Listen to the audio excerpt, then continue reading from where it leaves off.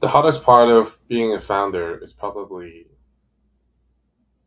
the lack of feedback. I've been a founder for almost a year now, formally.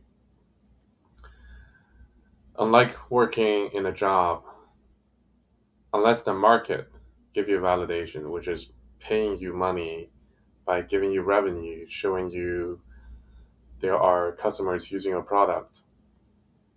Otherwise, there's no real validation on whether your idea works, whether the society think this has any value whatsoever.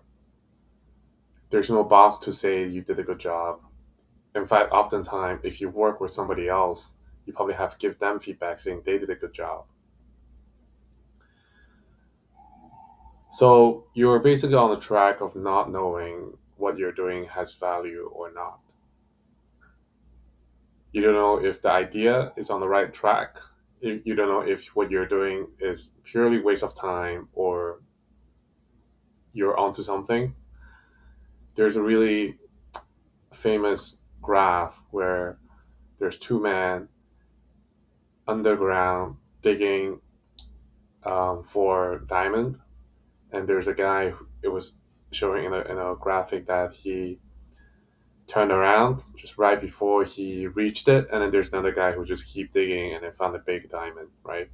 So as a startup founder, you're constantly in that state, unless you have already made it in achieving huge market success, right? You will never know if you're the first guy or the second guy.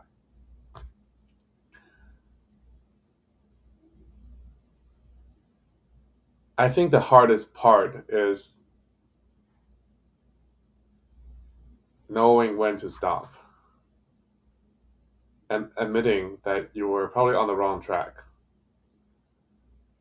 even though you might never know definitely how close you are to a minor validation or a major pivot point where you know for sure something's going to work.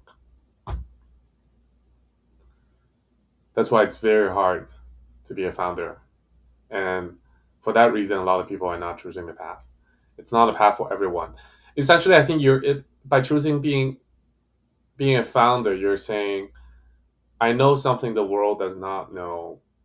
I know a way to do things better. That's why the society is recognizing my work and giving me reward in the form of payment by acknowledging that I was on track and I was right. But that's really hard because a lot of the ways of making money was already explored by people in front of us. You have to be so smart to come up with a new way that nobody else has thought about and maybe only you are qualified to do, or you're just so lucky that you land on some opportunity. And neither of any of those are easy to come by. That's why working on a startup is really hard, both physically and mentally, and financially for sure.